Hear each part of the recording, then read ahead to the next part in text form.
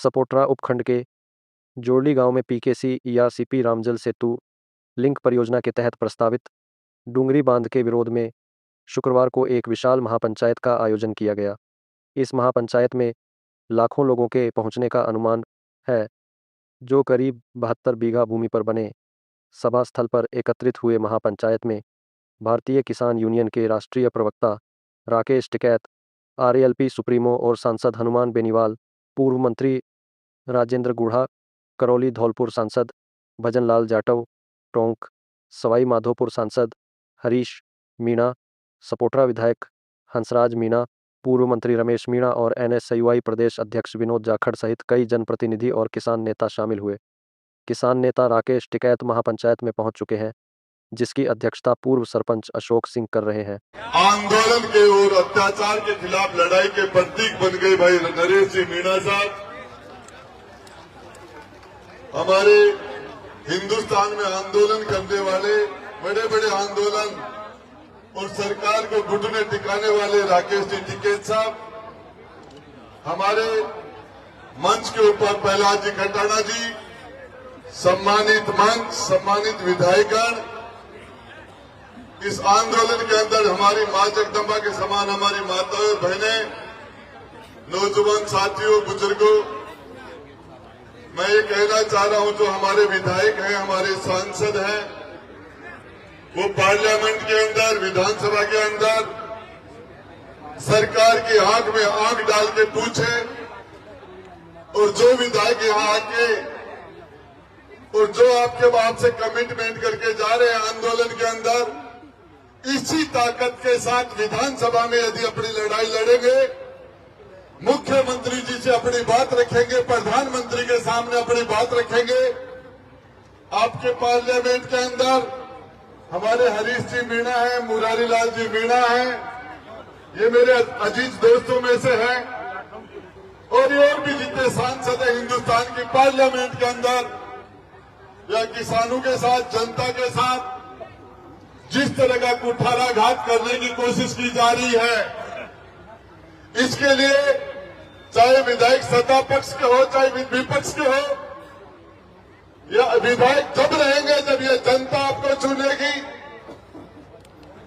अरे राज की जवानी तो चली गई है, अब तो ये राज को बुढ़ापो आ रहे हैं। उगतो सूरज को ना तप्पा जना, छिपतो सूरज के तप्पा गो। अरे उगता हुआ सूरज यदि गर्मी नहीं देगा तो अस्त होता सूर्य क्या गर्मी देगा?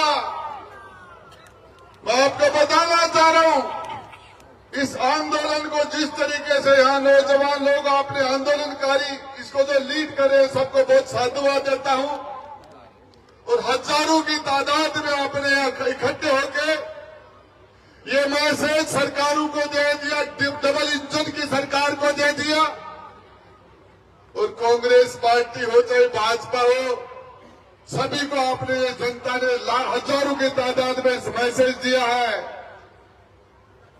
और मैं आपको बताना चाह रहा हूं कि इनका इलाज कर देंगे, यदि ये विधानसभा में जाके लड़ाई नहीं लड़ेंगे तो पक्की बात है ना। और मैं कहता हूं भाई, नरेश तो यदि विधानसभा में चल जाता तो सिर फोड़ देता, सिर फुड़वा लेता, इसकी तो गारंटी मैं देता हूं। और ये पक्की बात है कि मुख्यमंत्री सामने होता तो सिर की टक्कर मार देता इस बांध के लिए, लेकिन ये नहीं बनने देता। और आपके और बीच में काफी वक्ता बैठे हैं, लेकिन आपको बता देना चाहता हूं, एक घर भी यदि उजाड़ना चाहे सरकार तो जनता जनार्दन चाहे तो सरकारों को घुटने के बल आना पड़ता है। 3 काले कानून, 3 किसानों के खिलाफ 3 काले कानून बने, ये राकेश जी टिकैत बैठे यहाँ, और बने हुए कानून को सरकार को वापस लेना पड़ा था। और अभी ये बांध का मामला तो अभी गर्भ के अंदर ही है, डिलीवरी नहीं हुई है, अभी इसकी डिलीवरी नहीं है, इसकी पूरा राजस्थान आपके साथ है। और यदि इस लड़ाई को आप लेकर राजस्थान की राजधानी में आएंगे तो मैं आपसे वादा करके जा रहा हूं, आप इस लड़ाई को लेकर इधर से पूछेंगे, नरेश मीणा आप पूछेंगे, बाकी के लोग पूछेंगे, तो हम उधर से बराबर की ताकत लेकर विधानसभा को चारों तरफ से घेर लेंगे, सरकारों का सांस बंद कर देंगे। और अपने मुख्यमंत्री जी तो अभी ज्यादा पुराने भी नहीं है, नए नए हैं, अभी 2 साल, अभी तो इनका प्रोफेशन पीरियड ही चल रहा है, सीखने का ही चल रहा है, ट्रेनिंग में ही है। और ये नरेश मीणा ने तो 2 बार की मुख्यमंत्री वसुंधरा का बैंड बजा के आया, भी वसुंधरा का और ओम बिरला का, दोनों का। और वो तो धन बल से, बाहुबल से, सत्ता बल से भाई को हरा दिएगा, 1 बार नहीं 3 बार हरा दिएगा। लेकिन कब तक रोकोगे, कब तक रोकोगे? जनता तुम्हारे साथ है नरेश भाई, इस लड़ाई में लड़ो। तो भाई हमारे भाई रमेश सिंह मीणा आप लीड करो, और आप जब भी जरूरत हो हमें याद कर लेना। जय हिंद, जय भारत। बहुत बहुत धन्यवाद सम्मानीय गोटा साहब। और वक्ताओं से मैं अनुरोध करना चाहूंगा